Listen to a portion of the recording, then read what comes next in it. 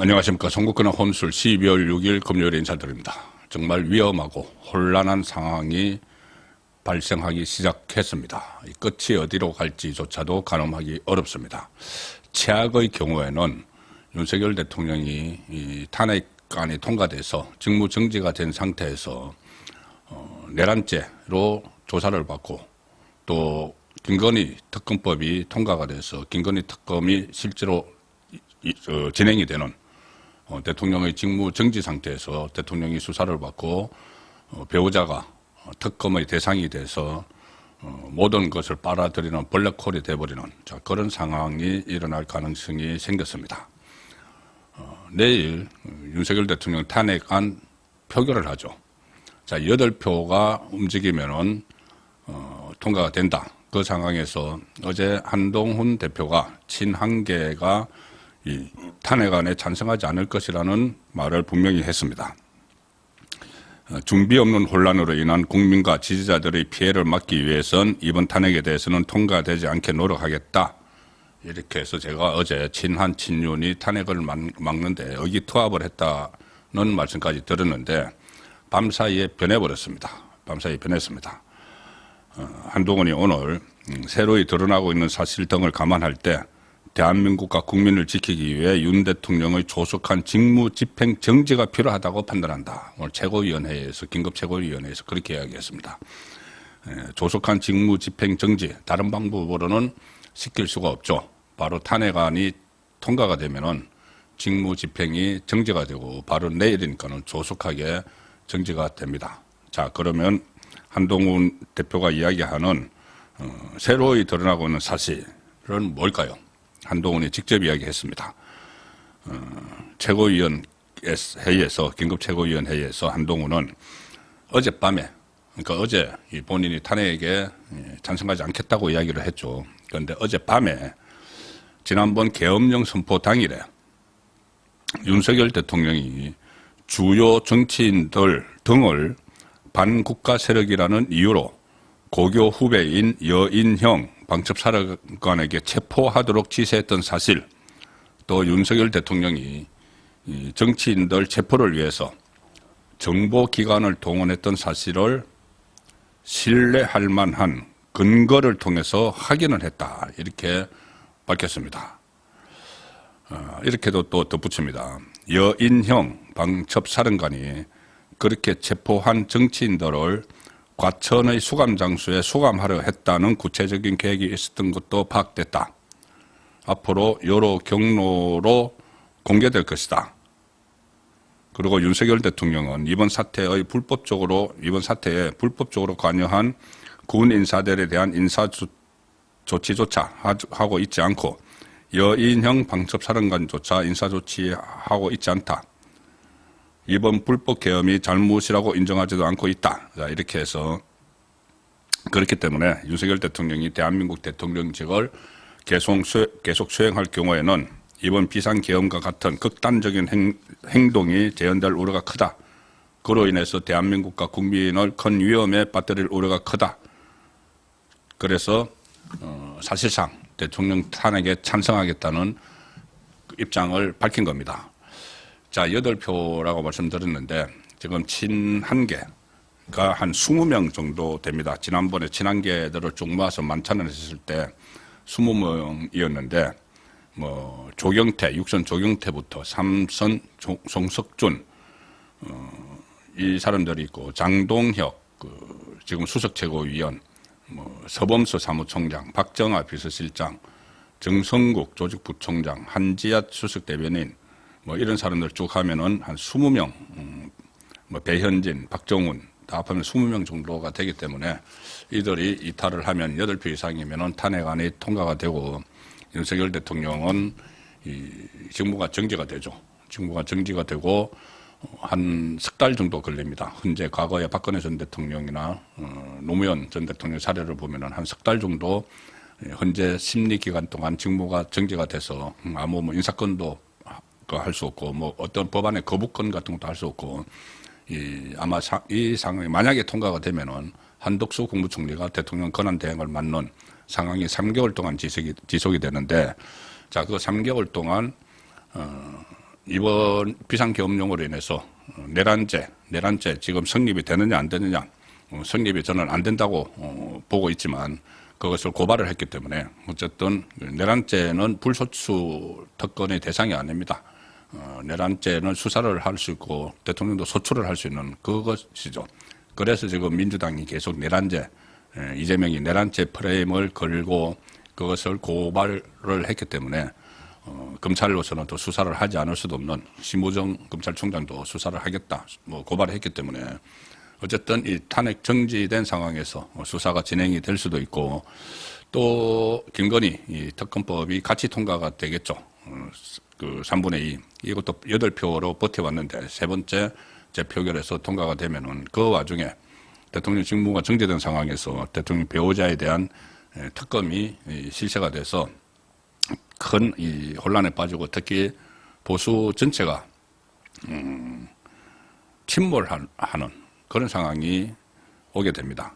그리고 헌법재판소에서 지금 어떻게 될지 모릅니다. 3개월 후에 헌법재판소에서 지금 6인 체제인데 민주당이 새로운 사람 2사람을 지금 집어넣으려고 하고 있는 상황이죠. 자, 그래서 헌재도 지난번에 박근혜 전 대통령 탄핵 때 보셨듯이 그때 만장일치였죠. 그 파면하는 거. 헌재도 이 정치적 세력에 민감하기 때문에 어떤 결론이 나올지 아주 최악의 결론이 나올 수도 있습니다. 그러면은 2달 후에 60일 이내에 대통령 선거를 또 치러야 되죠. 그러면 지금으로부터 만약에 이재명의 그리고 좌파의 계획대로 간다면은 5달 후에 대선이 치러지게 됩니다. 그러면은 이재명이 이 상태로 그대로 가면은 대통령이 될 수도 있는 그 상황이, 최악의 상황이 대한민국에서 벌어지게 됩니다. 그러면 이재명이 대통령이 만약에 되면은 진행되는 재판들은 어떻게 될 것인가, 큰 일대 혼란이 또 발생을 하고 있는데, 지금 이재명과 조국은 이것을 기회로 해서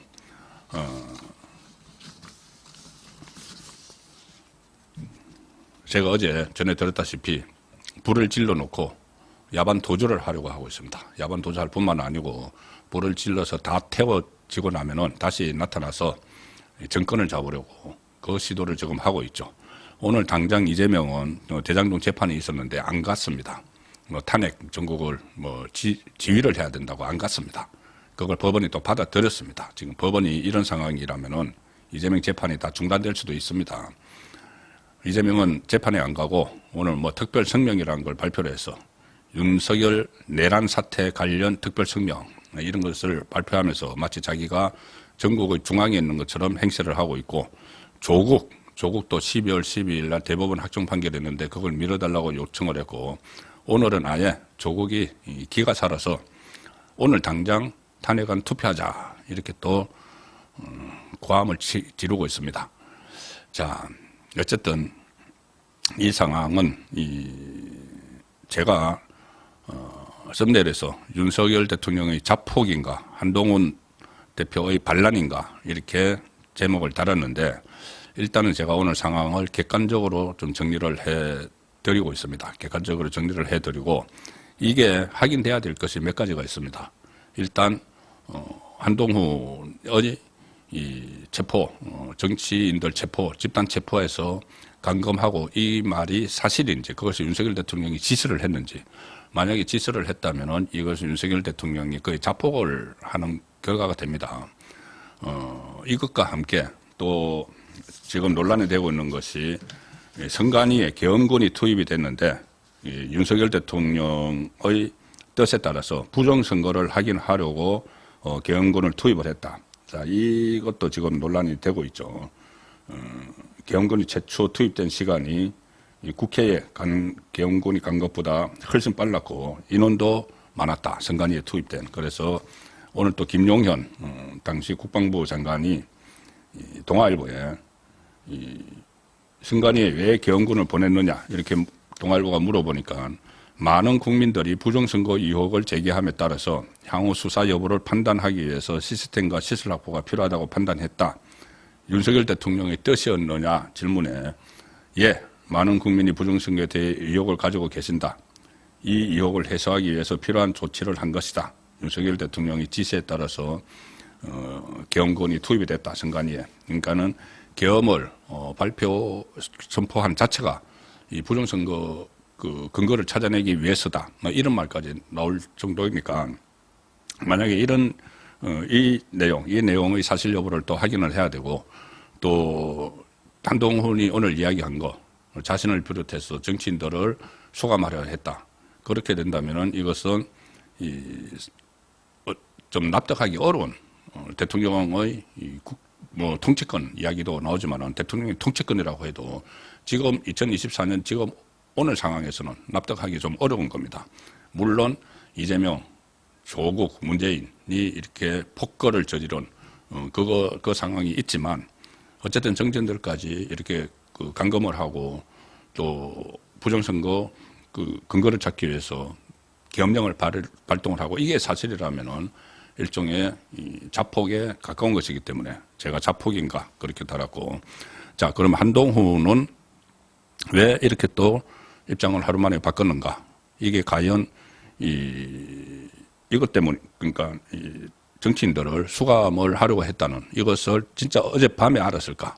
그 전에 알았든지 아니면은 좀 스스로 좀 과장을 한 것은 아닐까?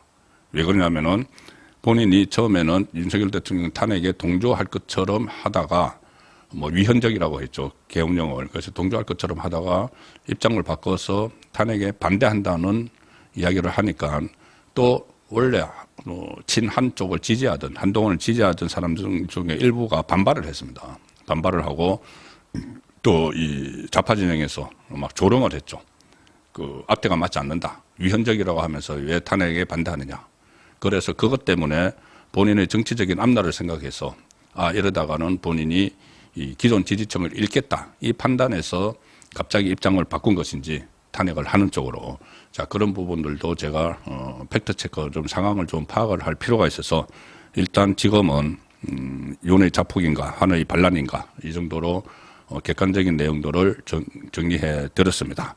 오늘 저녁 7시에 라이브 선거권의 정치쇼에서 많은 취재를 그동안 오늘 하루 동안 해서 입장을 다시 밝히도록 하고 그 상황을 설명을 드리겠습니다. 감사합니다.